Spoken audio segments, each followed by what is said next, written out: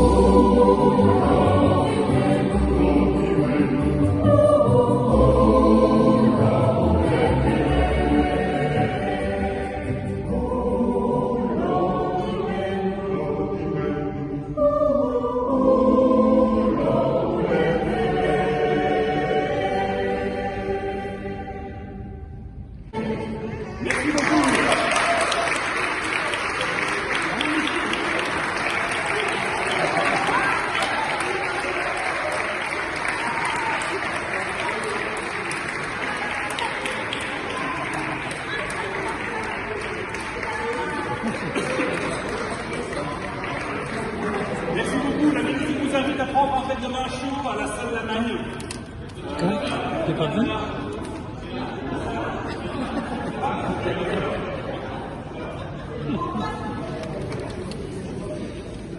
Merci beaucoup et joyeux Noël!